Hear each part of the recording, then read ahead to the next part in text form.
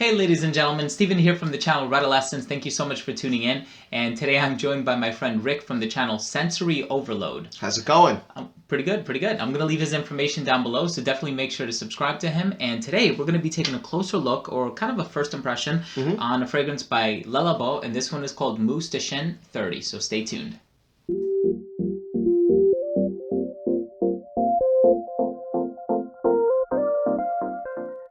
So before we begin, I just want to mention that this was sent to me courtesy of the company FragranceLine.com.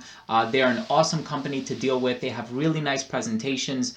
Their packages are wrapped up very nicely, very neatly and securely. Really good pricing, and the customer service is super friendly. So if you have the opportunity, I'm going to leave links down below to where you can possibly get a decant from them. And the thing that made me happy here is that they had a city exclusive. Yeah, and those are difficult to get your hands on in many cases.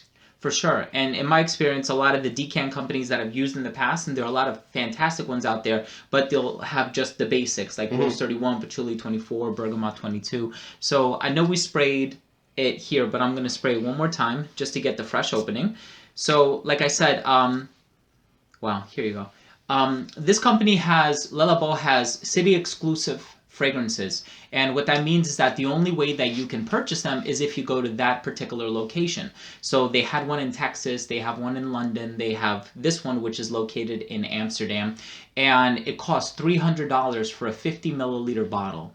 And you can purchase them all over the world once a year, and it's every September. So for the month of September, you can go to whichever Labo you want, you can purchase them. And so the name translates to oak moss. And this is a fragrance that has oak moss, it also has patchouli, and it has the synthetic counterpart to both of those notes. So the synthetic oak moss would be crystal moss, and the synthetic patchouli is also known as clearwood. So I guess we'll just start off with the smell. What do you get from this one? It's actually much brighter than I expected it to be. Yeah. You know, typically when I think oak moss, I think something that's very powdery. But this didn't, at least off the top, it doesn't really come off very powdery to me at all. Right. It's very bright. I mentioned this off camera to you that when I had actually just sprayed it a little while ago, that it almost has a little bit of kind of like a licorice smell, or like a star anise. Yeah, yeah. And it's, I know it's not listed in the notes or anything, but that's kind of like the vibe I get, like a bright, black licorice kind of smell. Yeah. Yeah, funny enough, I kind of get the same thing. I didn't get it, though, until you mentioned it. And I was like, yeah, there is like a little bit of a sweetness here. Now, I know that, so first of all, there are 30 ingredients in here, right? That's why it's called Mousse de Chene 30. 30 denotes the number of ingredients included in here, with oak moss being the most concentrated one. There is cinnamon listed in the note breakdown, but personally, I don't get anything that smells like cinnamon from this. No, I don't. What I was thinking, one of the notes when I was looking at the page on Fragrantica, is that bay leaf was one of the notes. And I've never actually smelled bay leaf by itself. Like, I've smelled it in bay rum aftershave. Yeah. But there's a lot more stuff going on in that.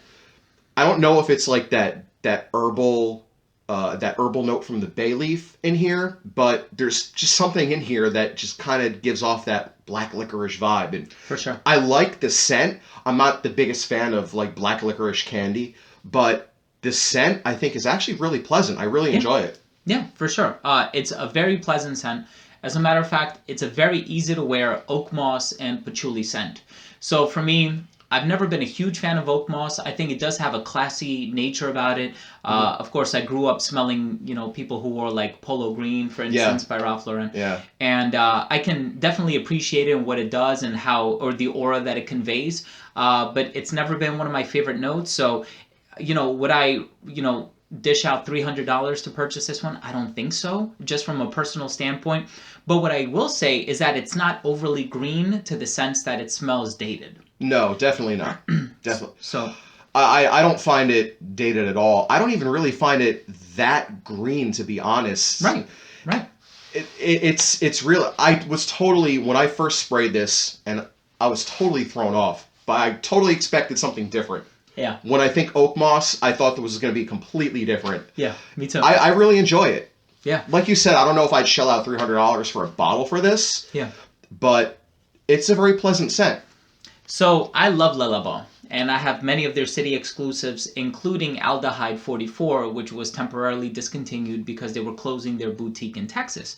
I have that. I have Poivre 23. I have Queer 28. I have a lot of city exclusives. This is probably one that I would not run out to get, just because, like you said, I'm not a huge fan of the note, but it's such an easy to wear patchouli slash oak moss scent because it's not overly green. Right. So I think they did something really cool with this one, and it's a 2017 release, by the way. And I think it's going to be very easy to wear. So if you are a fan of those greener scents, but you want something that's going to be a bit lighter, something a bit easier to wear with a little bit of sweetness embedded in there, I think this might actually be a really solid pick for you. So, Rick, I want to thank you so much for being on camera and being on my channel. Thank you so much for having me. I appreciate it. Yeah, and thank you for welcoming me into your home. Of course. Super, Anytime. super nice. Anytime. Thank you.